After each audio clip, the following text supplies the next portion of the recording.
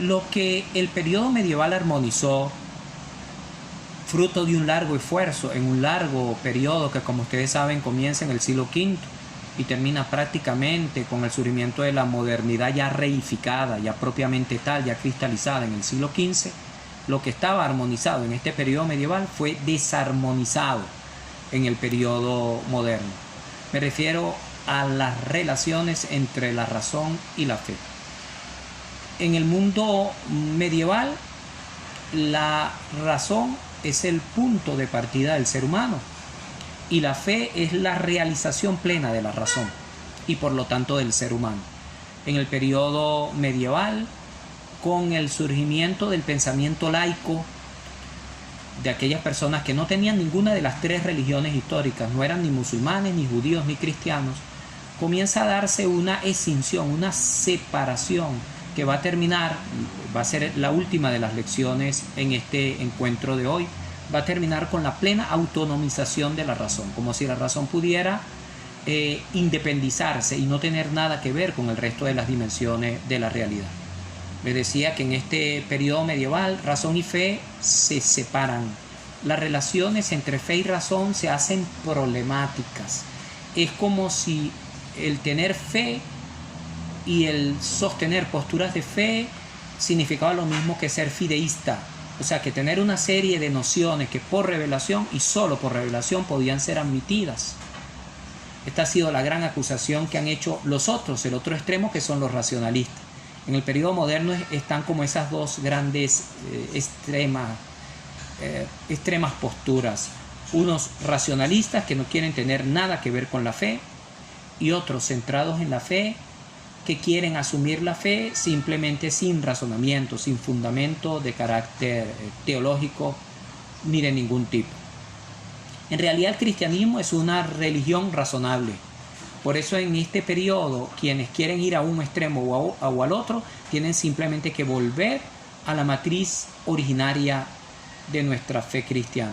La matriz originaria de nuestra fe cristiana es y será siempre una religión razonable. Por eso autores como Duns Scoto, en la lectura de Guillermo de Ockham, hace todo el esfuerzo por superar esta escinsión y por llevar, elevando la condición humana desde la razón a partir de la fe o sirviéndose de la fe.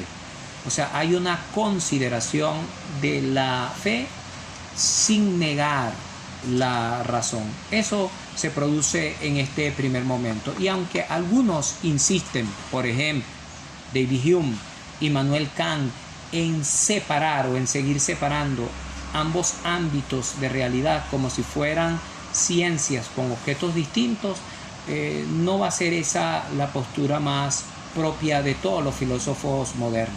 Los filósofos modernos se van a dar cuenta bien pronto que el racionalismo puro, como nos ha advertido el Papa Juan Pablo II, es insostenible.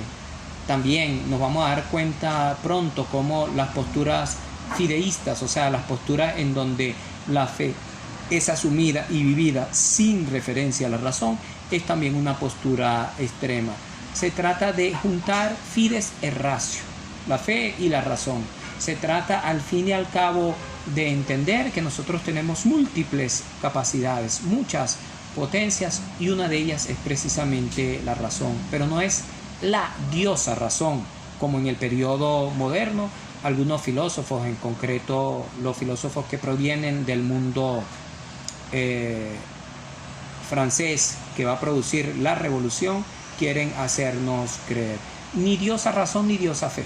Nosotros debemos intentar, respetando la autonomía de reflexión y de acción, de producción teórica y práctica de cada una de estas áreas del saber, nosotros deberíamos poder, respetándolas, entender que solo en la integración, que solo en la unión, que solo en la interdependencia de ambos saberes podemos nosotros encontrar una respuesta a las más grandes ansias del corazón humano. Somos personas y las personas abren relaciones de muy distintos tipos, de carácter racional, como no, y también relaciones de tipo de fe, de profunda y sincera fe.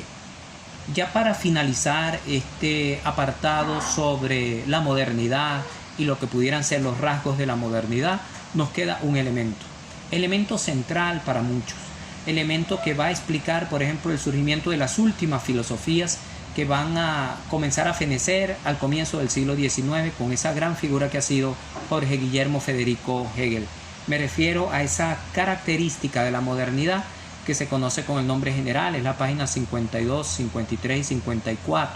Se conoce con el nombre general de el triunfo de la razón autónoma. No es que en los periodos anteriores no existiera la razón, pero la razón estaba de alguna manera sujeta. Estaba sujeta al cuerpo, estaba sujeta por la fe, o estaba simplemente sujeta en el sentido de que su función era transitiva. La razón no actuaba en soledad. La razón actuaba siempre al servicio de algunas de las dimensiones del ser humano. Eso no es lo que sucede en el medioevo. En el medioevo la razón está unida y permanece unida hasta el final. Pero en la modernidad, que es el periodo que estoy comentando, la razón se autonomiza.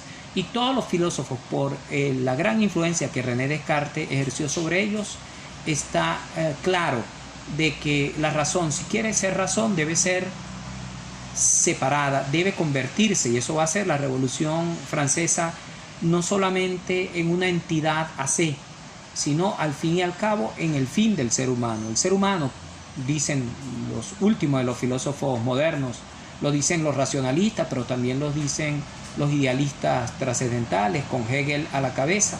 El ser humano al fin y al cabo es más hombre cuanto más racional es.